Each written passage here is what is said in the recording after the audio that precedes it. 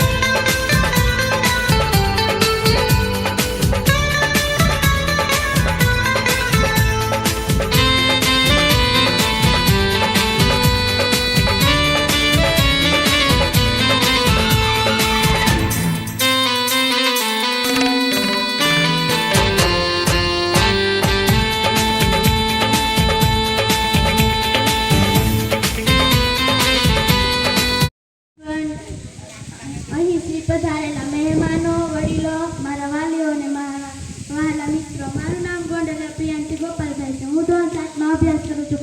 આજે કન્યા કેળવણી મહોત્સવ શાળા પ્રવેશોત્સવ 2026ના આ શુભ પ્રસંગે મને પાણી બચાવ વિશે કંઈક કહેવાનો મોકો મળ્યો, તેનો મને ખૂબ જ આનંદ થાય છે.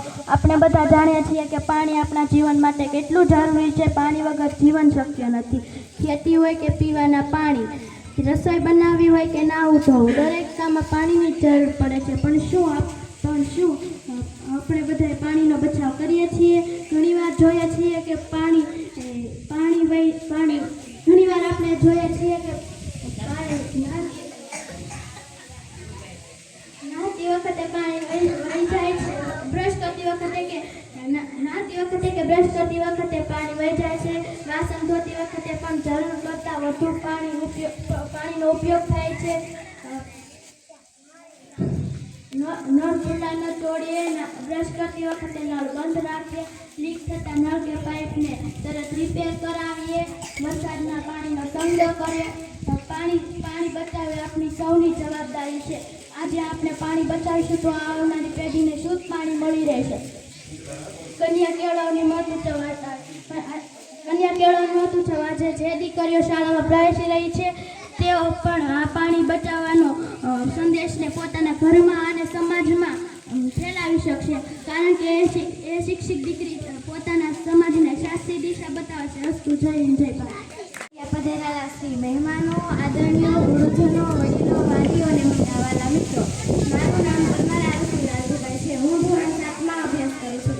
આજે કન્યા કેળવણી મહોત્સવ અને શાળા પ્રવેશોત્સવ 2026ના આ શુભ પ્રસંગે મને સ્વચ્છતા તે પ્રભુતા વિશે કંઈક કહેવાનો મોકો મળ્યો છે, તેનો મને ખૂબ જ આનંદ છે. આપણે બધા જાણીએ છીએ કે સ્વચ્છતા ત્યાં જ પ્રભુતા. સ્વચ્છતા આપણા જીવનનો એક મહત્વપૂર્ણ ભાગ છે.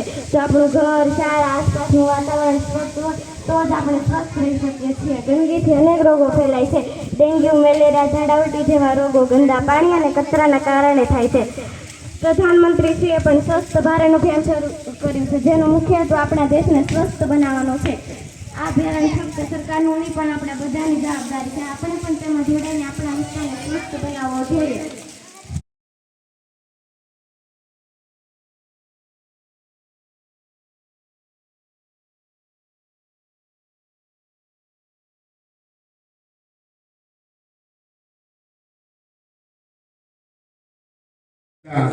જિલ્લા પંચાયતના સભ્યો અને મારા સાથી મિત્રો એવા શરદભાઈ ગૌદાની તેમજ આપણા ગામના સરપંચ શ્રી કાનજીભાઈ, ઉપસરપંચ શ્રી મનસુખભાઈ, આપણા ગામના કે જેઓ સેવાકીય કાર્ય કરતા હોય પણ આપણી ફરજમાં એ આવે કે આપણું આંગણું ચોખ્ખું રાખવું અને આપણી બજાર ચોખ્ખી રાખવી.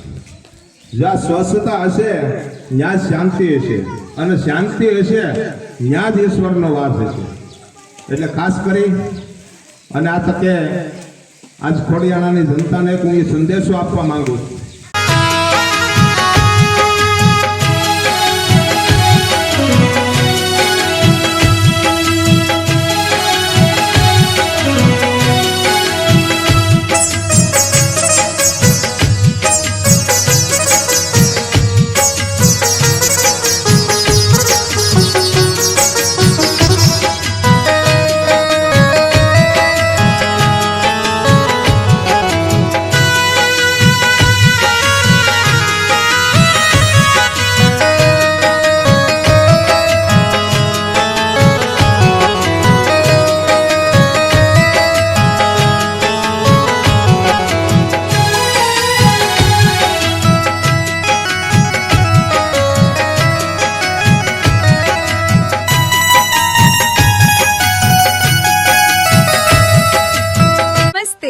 હું છું તમારી શાળા.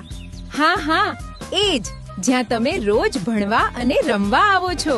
આ આખું વેકેશન હું એકદમ શાંત હતી, પણ હવે પ્રગતિનો મહોત્સવ એટલે કે શાળા પ્રવેશોત્સવ આવી ગયો છે. મને બહુ જ આતુરતા હતી આ નવા કલરવની, આ માસૂમ હાસ્યની અને નવા રૂડા ચહેરાઓને મારા આંગણે આવકારવાની. તો પછી વાટ શેની જુઓ છો? કાલે સવારે વહેલા આવી જજો હો. હું તમારી રાહ જોઉં છું.